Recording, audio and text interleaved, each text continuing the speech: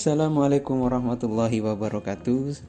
Bagaimana kabarnya? Ketemu lagi dengan saya. Oke, hari ini kita akan membahas terkait kasus-kasus dan pengangkatan diagnosa pada pasien COVID-19 dengan menggunakan SDKI. Nah, sebelum kita membahas terkait kasus-kasus tersebut, alangkah lebih baiknya kita review kembali. Kita mengingat kembali terkait dasar-dasar dari SDKI itu sendiri. Oke. Nah, pada kesempatan ini saya akan membahas terkait standar dokumentasi keperawatan Indonesia. Sebelum berlanjut ke kasus, ada poin-poin yang akan saya sampaikan pada video kali ini. Yang pertama, terkait pendahuluan, kemudian tujuan SDKI itu seperti apa, kemudian landasan hukum jadi bentuknya SDKI, kemudian definisi dari diagnosa itu sendiri gimana, kemudian klasifikasi diagnosa keperawatan di SDKI ini, kemudian jenis diagnosa keperawatan, komponen diagnosa, kemudian proses penegakan diagnosis keperawatan, dan yang kesembilan adalah jenis, komponen, dan perumusan diagnosis keperawatan. Yang terakhir itu adalah kasus, kita akan bahas bersama. Nah, di video kali ini saya akan berikan satu contoh kasus dan satu contoh latihan penegakan diagnosa menggunakan SDKI. Oke.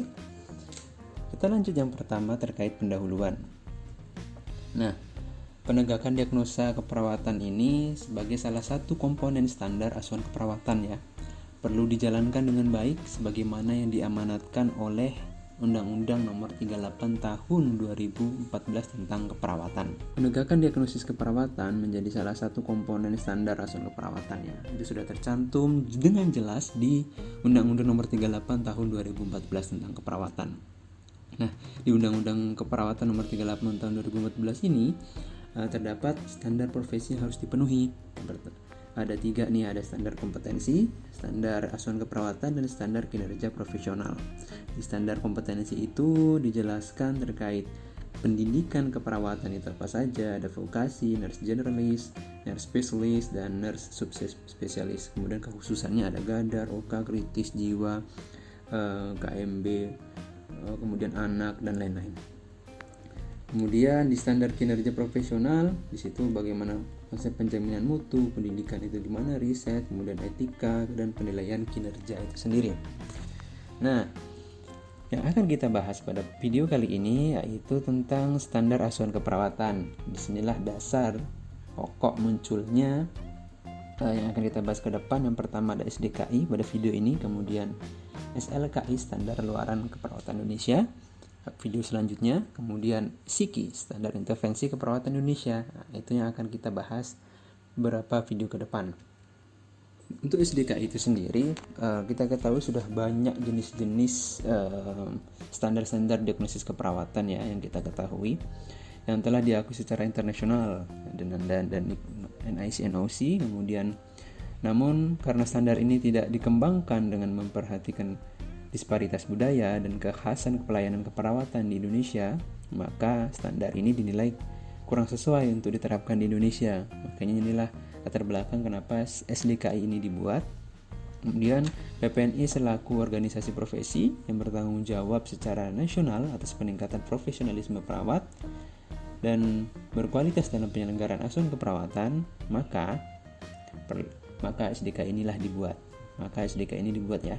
Itulah asal muasal dibentuknya SDKI dengan landasan yang sangat kuat. Kemudian kita masuk ke poin selanjutnya. Poin tujuan. Tujuannya apa sih dibuatkan SDKI ini? Yang pertama, dengan adanya SDKI, SIKI, dan SLKI, ini akan menjadi acuan dalam penegakan diagnosis, luaran, dan rencana intervensi. Itu sudah pasti menjadi acuan bagi perawat ya. Kemudian dengan adanya standar itu, maka mudah bagi kita untuk mengukur beban kerja dan reward bagi perawat, ya kan? Kemudian selain itu meningkatkan mutu asuhan keperawatan berdasarkan standar yang sudah ada. Kemudian meningkatkan komunikasi interprofesional. Kemudian tujuan lain itu meningkatkan otonomi perawat pastinya. Dengan adanya standar-standar tersebut, perawat sudah jelas apa yang harus dilakukan, apa yang tidak dilakukan. Nah, kita beralih ke Poin selanjutnya terkait landasan hukumnya. Landasan hukum yang pertama ada di pasal 13 Undang-Undang Nomor 44 tahun 2009 tentang rumah sakit, yang menyatakan bahwa setiap tenaga kesehatan yang bekerja di rumah sakit harus bekerja sesuai dengan standar profesi, ya kan?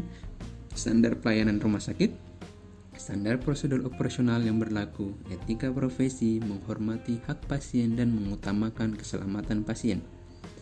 Kemudian ada pasal 66 nomor 36 tahun 2014 tentang tenaga kesehatan, di mana di dalamnya berbunyi setiap tenaga kesehatan dalam menjalankan praktek berkewajiban untuk mematuhi standar profesi,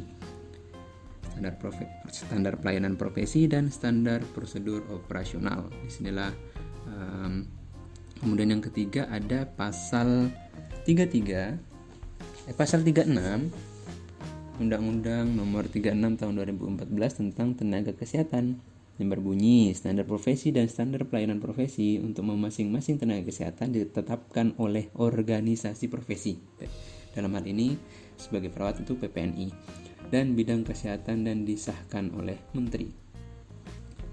Kemudian landasan hukum selanjutnya itu ada pasal 28 nomor 38 tahun 2014 tentang keperawatan, yang berbunyi praktek keperawatan harus didasari pada kode etik, standar pelayanan, standar profesi, dan standar prosedur operasional.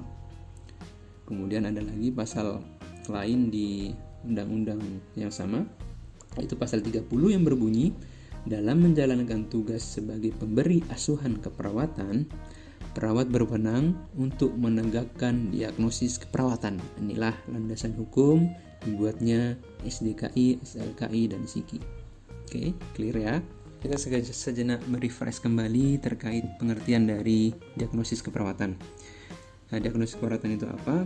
Itu merupakan suatu penilaian klinis ya mengenai respon klien ya terhadap masalah kesehatan atau proses kehidupan yang dialaminya, baik yang berlangsung aktual maupun potensial, yang bertujuan untuk mengidentifikasi respon klien, individu, keluarga, dan komunitas terhadap situasi yang berkaitan dengan kesehatan. Itulah definisi secara teoritis.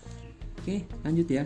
Kita lanjut lagi ke klasifikasi diagnosis keperawatan. Nah, di klasifikasi diagnosis ini cukup banyak cakupannya.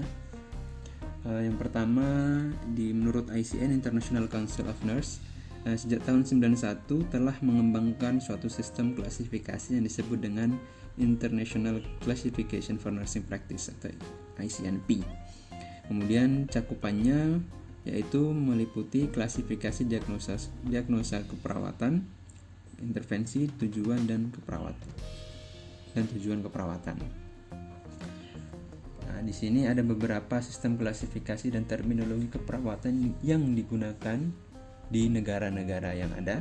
Yang pertama ada Clinical Care Classification atau Triple C, kemudian North American Nursing Diagnosis Association atau NANDA yang sering kita gunakan di Indonesia saat ini. Kemudian Home Healthcare Classification, kemudian ada lagi Systemized Nomenclature of Medicine Clinical Terms. Kemudian ada lagi International Classification of Functioning Disability and Health. Kemudian ada Nursing Diagnostic System of the Center for Nursing Development and Research. Kemudian Omaha System dan lain-lain. Itulah jenis-jenis standar intervensi standar diagnosa yang telah ditetapkan di berbagai negara. Di Indonesia dibuatlah SDKI, SIKI, dan SLKI. Kita refresh sejenak terkait jenis diagnosa keperawatan. Nah, di sini jenis diagnosa keperawatan semua harus tahu ya, tentang ada diagnosa negatif, ada diagnosa positif. Nah, dikatakan diagnosa negatif merupakan, di sini ada dua klasifikasinya lagi nih, ada aktual, ada resiko. Kemudian positif itu ada promosi kesehatan. Nah, untuk diagnosa negatif itu sendiri maksudnya adalah menunjukkan bahwa klien dalam kondisi sakit atau beresiko mengalami sakit, sehingga butuh tindakan yang sifatnya menyembuhkan, memulihkan, dan pencegahan. Nah, diagnosis ini tadi yang saya sebutkan terdiri atas aktual dan risiko. Nanti kita lihat apa saja sih yang ada di situ. Kemudian diagnosis positif itu apa? Nah, diagnosis positif itu menunjukkan bahwa klien dalam kondisi sehat. Nah, pasiennya sehat ya, dan dapat mencapai kondisi yang lebih sehat atau optimal. Nah, diagnosis yang digunakan adalah diagnosis promosi kesehatan. Nah, itu jenis diagnosa ya, ada dua ya, negatif dan positif. Kemudian lanjut lagi ke komponen diagnosa keperawatan. Apa saja komponennya? Yang pertama ada 3 ya komponennya ya. Yang pertama komponen diagnosa keperawatan itu ada masalah. Apa itu masalah? Yang pertama merupakan label diagnosis keperawatan yang mengembangkan inti dari respon klien terhadap kondisi kesehatan atau proses kehidupannya. Nah, label diagnosis terdiri atas deskriptor atau penjelas dan fokus diagnostik. Kita bisa lihat di tabel ini, dan deskriptornya ada 5 yang sering digunakan. Ya, yang pertama ada tidak efektif, gangguan, penurunan, intoleran, dan defisit. Nah, fokus diagnostik ada 5 kurang lebih. Yang pertama misalnya deskriptornya tidak efektif. Nah, ini fokus diagnostiknya bersihan jalan napas, ya kan? Tidak ada ketentuan untuk menuliskan deskriptor duluan kah atau fokus diagnostik duluan kah, tergantung dari jenis diagnosis keperawatannya. Kalau misalnya bersihan jalan napas, tidak mungkin kan kita menulis tidak efektif bersihan jalan napas, itu kayaknya kurang gimana. Lebih baiknya di SDK itu sendiri dituliskan bersihan jalan nafas tidak efektif. Kemudian untuk yang nomor 2 misalnya pertukaran gas ya. Tidak mungkin kita menuliskan pertukaran gas gangguan, enggak. Pasti gangguan lebih dulu. Deskriptornya di awal diagnosis. Bisa diangkat diagnosa misalnya di gangguan pertukaran gas, ya kan? Untuk yang ketiga pun demikian, penurunan curah jantung. Kemudian yang keempat intoleran aktivitas, ya. Begitu statusnya. Itu ada 2 komponennya. Kemudian lanjut lagi ke indikator diagnostik yang kedua ya, indikator diagnostik. Nah, pada diagnosis aktual yang tadi kan ada 2 tuh, indikator diagnostiknya terdiri atas penyebab dan tanda atau gejala dengan uraian sebagai berikut nih, lihat ya. Indikator diagnostik yang pertama, penyebab, etiologinya apa? Penyebab yang mempengaruhi etiologi itu, penyebab yang mempengaruhi perubahan status kesehatan dapat dikelompokkan menjadi 4, yaitu patofisiologi, efek terapi, kemudian situasional, dan maturasional. Nah, yang ketiga, ya kan? Di sini ada tanda dan gejala itu sendiri gimana kelihatannya. Nah, di tanda dan gejala ini, tanda dan gejala dikelompokkan menjadi 2 kategori, yaitu mayor dan minor. Di SDKI itu jelas dituliskan di situ tanda mayornya seperti apa, gejala mayor seperti apa, gejala minor seperti apa. Dan jelas kalian bisa lihat di setiap diagnosa itu, di situ akan ada tertulis kategorinya apa, subkategorinya apa, kemudian definisi, penyebab, kemudian gejala dan tanda mayor, gejala dan tanda minor, kemudian kondisi klinis terkait. Nah, itu kalian bisa lihat di buku SDKI kalian masing-masing. Nah, di tanda dan gejala ada mayor dan minor. Nah, mayor itu tanda gejala ditemukan sekitar 80-100% untuk validasi diagnostik atau sebagai memperkuat diagnosis keperawatan dengan adanya tanda mayor tersebut. Ya, itu bisa memperkuat pengangkatan diagnosa keperawatan dengan adanya tanda atau gejala mayor. Kemudian minor, tanda gejala tidak harus ditemukan. Jadi tidak ada tanda gejala minor pun, kalau sudah ada tanda mayornya, itu bisa diangkat diagnosa sesuai dengan yang sudah ditentukan. Kemudian pada diagnostik risiko tidak memiliki etiologi, ya.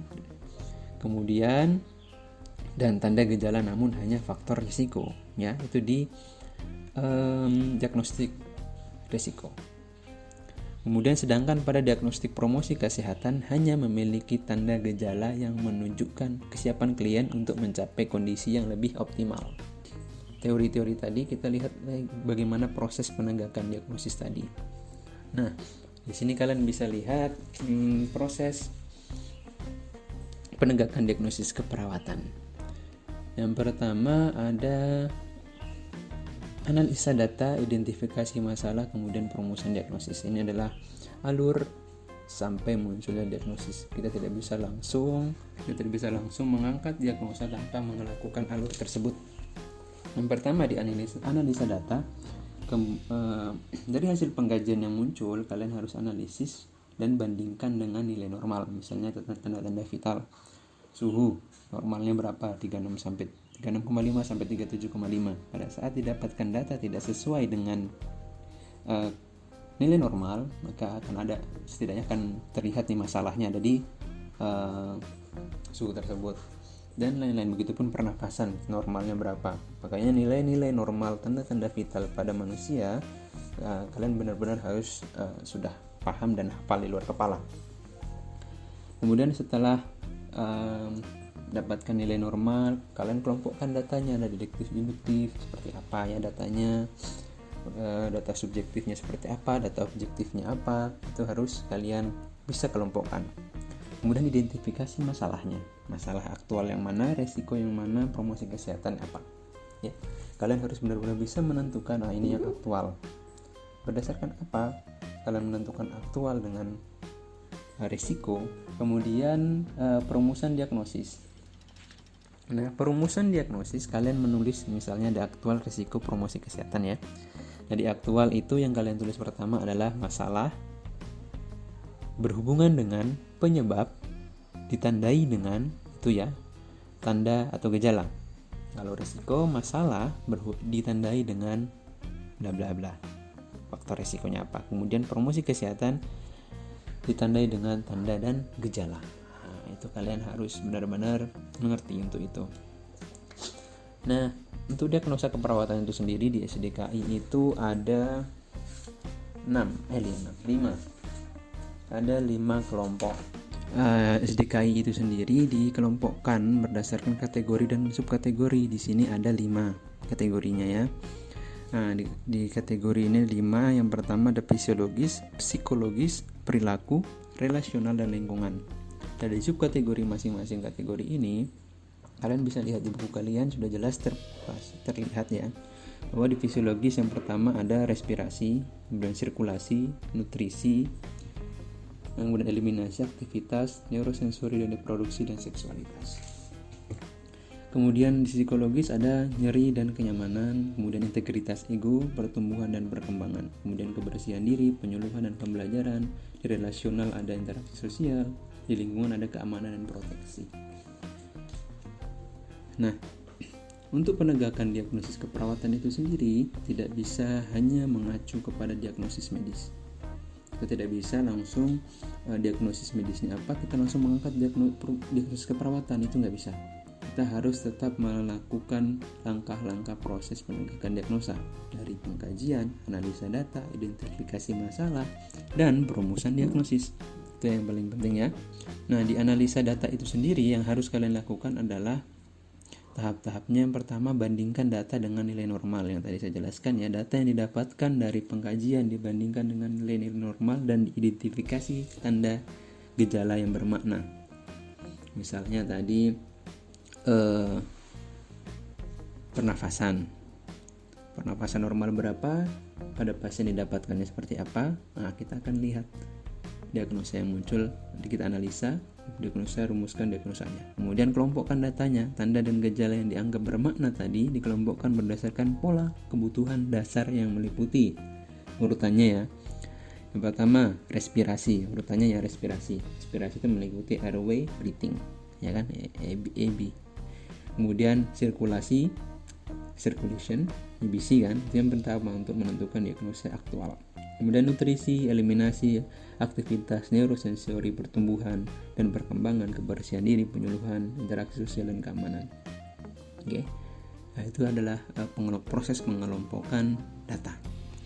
Nah, setelah dikelompokkan datanya, dilakukan identifikasi masalah. Identifikasi masalah itu dengan cara kalian harus menganalisis data tersebut. Kemudian perawat dan klien bersama-sama mengidentifikasi masalah aktual jika memungkinkan, ya, risiko dan atau promosi kesehatan. Oke. Masalah yang kira-kira tepat untuk pasien tersebut, apakah masalah aktual, risiko atau promosi kesehatan. Kemudian pernyataan masalah kesehatan merujuk ke label diagnosa keperawatan. Jadi kalian menulis masalah kesehatan merujuknya pada diagnosa keperawatan. Kemudian perumusan diagnosa keperawatan itu sendiri seperti apa? Kalian bisa melihat di buku pun ada penulisan, ada 3 bagian. Yang pertama contoh yang A ya, penulisan 3 bagian ini, metode penulisan ini terdiri dari atas masalah, kemudian penyebab, tanda, dan gejala. Metode ini hanya digunakan pada diagnosis aktual. Jadi diagnosis aktual biasanya dituliskan dengan penulisan 3 bagian, ya, itu diagnosis aktual. Yang pertama contohnya ya, masalah berhubungan dengan penyebab dibuktikan dengan tanda dan gejala. Contohnya, bersihan jalan nafas tidak efektif berhubungan dengan spasme jalan nafas.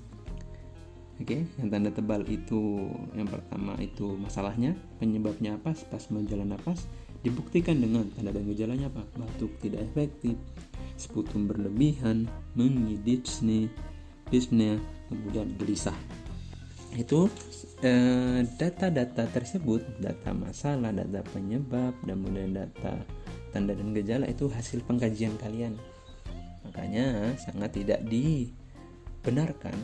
dibenarkan bahwa kalian mengangkat diagnosa keperawatan hanya merujuk kepada diagnosis medik. Nggak bisa. Kalian harus melakukan benar-benar proses keperawatan itu dilakukan untuk penegakan diagnosa. Kemudian berlanjut lagi ke perumusan masalah dengan metode yang kedua, yaitu penulisan 2 bagian. Metode penulisan ini dilakukan pada diagnosis risiko dan diagnosis promosi kesehatan ya. Misal diagnosis risiko, masalah dibuktikan dengan faktor risiko ya. Masalahnya apa? Risiko aspirasi. Dibuktikan dengan faktor risikonya apa? Tingkat kesadaran menurun. Nah, itu adalah faktor risikonya. Itu diagnosa faktor risiko. Kemudian diagnosa promosi kesehatan. Sama, yang kalian lihat adalah contohnya itu kesiapan peningkatan eliminasi urin. Dibuktikan dengan pasien ingin meningkatkan eliminasi urin, jumlah dan karakteristik urin normal. Itu ya, cara menulis diagnosa keperawatan dengan penulisan 2 bagian. Ya, ini adalah daftar diagnosis keperawatan berdasarkan SDKI, cukup banyak. Kalian bisa lihat sendiri di buku kalian. Oke, ini ya. Nah, lanjut ke jenis dan komponen dan perumusan diagnosis keperawatan. Nah, ini sama ya kayak yang tadi ya. Ini adalah gambaran singkatnya untuk memahami bagaimana penulisan diagnosa keperawatan, aktual, risiko, dan promosi kesehatan. Ya, ini adalah bagiannya, kalian bisa pahami dengan melihat tabel ini. Oke. Nah, kita lanjut ke contoh kasus.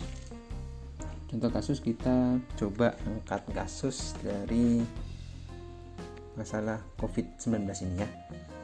Beberapa hari yang lalu saya mendapatkan materi terkait asuhan keperawatan pada pasien COVID-19 dan saya coba bentuk materi tersebut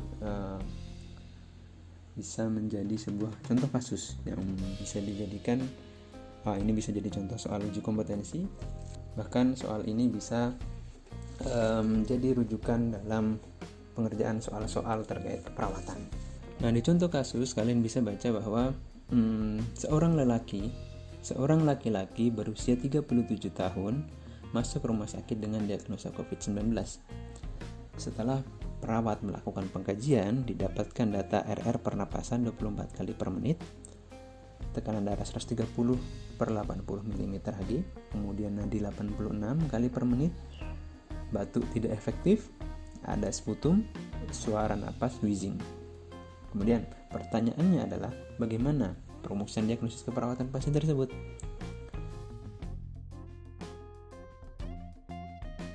Nah, kalau di soal-soal uji kompetensi SKB keperawatan CPNS ya, itu langsung ada pilihan-pilihan jawabannya. Namun di contoh kasus kali ini kita coba membuat bagaimana perumusan diagnosis keperawatan itu secara bertahap seperti contoh yang tadi. Nah, dari kasus kita bisa melihat adanya problem atau masalah keperawatan yang ada. Masalahnya apa? Kita bisa melihat dari pasien mengatakan batuk. Kemudian ditambah lagi datanya yang ada itu adanya sputum. Nah, dari masalah-masalah tersebut kita bisa mengangkat bersihan jalan napas tidak efektif, ya kan? Kalau kita melihat dari kasus ini untuk melihat masalah keperawatannya, kita melihat kata yang paling utama dari kasus ini. Yang pertama, batuk tidak efektif, kemudian ada sputum. Nah, itu adalah kata kunci yang bisa merujuk kepada pengangkatan masalah keperawatan bersihan jalan napas tidak efektif, ya. Nah, kemudian penyebabnya apa? Kita bisa melihat dari tanda dan gejala tadi yang ditimbulkan oleh pasien. Pasien tadi banyak sputum, kemudian batuknya tidak efektif. Penyebabnya apa? Hipersekresi jalan nafas. Karena hipersekresi jalan nafas, hipersekresi itu apa? Produksi berlebih dari sputum itu sendiri sehingga menghambat jalan nafas itu. Kemudian gejala dan tandanya apa? Yang muncul itu batuk tidak efektif. Tadi kan sudah dijelaskan di kasus ya. Kemudian ada sputum, suara napas wheezing, itu gejala dan tanda. Nah, gejala dan tanda ini kalian bisa cek di SDKI, di pengangkatan diagnosa bersihan jalan napas tidak efektif. Di situ kalian bisa melihat tanda mayor mana, tanda minor yang mana, ya kan? Nah, kemudian kalian langsung rumuskan diagnosis keperawatannya. Cara merumuskannya yang pertama kan ingat ya. Tadi apa diagnosanya, problemnya atau masalahnya? Bersihan jalan nafas tidak efektif berhubungan dengan, setelah itu masukkan penyebabnya, hipersekresi jalan nafas. Dibuktikan dengan tanda dan gejalanya, masukkan batuk tidak efektif, ada sputum, suara napas wheezing. Itulah cara proses perumusan diagnosa yang benar menurut SDKI ya. Nah, itulah proses pengangkatan diagnosa. Kemudian saya akan berikan kasusnya. Yang pertama kasus ya. Untuk kalian coba buat bagaimana, apa problemnya apa, kemudian penyebabnya apa, kemudian gejala dan tandanya apa, dan rumusan diagnosis keperawatannya seperti apa. Kalian harus lihat kasus ini. Nah, di kasus ini kalian bisa baca dengan seksama, kemudian coba rumuskan diagnosis berdasarkan form yang sudah saya buat di video ini. Kalian ikuti, kemudian kalian coba jawab di kolom komentar ya, untuk latihan bersama. Nah, di sini ada latihan kasusnya. Seorang perempuan berusia 45 tahun masuk ke RS dengan diagnosis medis COVID-19. Hasil pengkajian keperawatan didapatkan data pasien mengeluh sesak dan pusing. RR pernapasan 30, tekanan darah 140 mmHg, nadi 120, suhu 37,5, kemudian suara nafas ronki, pola nafas cepat dan tidak teratur, nafas menggunakan cuping hidung, tampak cyanosis, adanya dyspnea, kemudian dan gelisah. Hasil analisis gas darah SpO2 88%, PaO2 78 mmHg, PaCO2 47 mmHg, dan pH arterinya 7,5. Coba buatkan bagaimana rumusan diagnosis keperawatan pasien menurut SDKI ya. Silakan, selamat mengerjakan. Saya tunggu jawaban dari latihan tadi. Oke, terima kasih. Sekian dari saya. Kurang dan lebihnya mohon dimaafkan. Sampai ketemu di video selanjutnya yang akan saya bahas. Terima kasih. Assalamualaikum warahmatullahi wabarakatuh.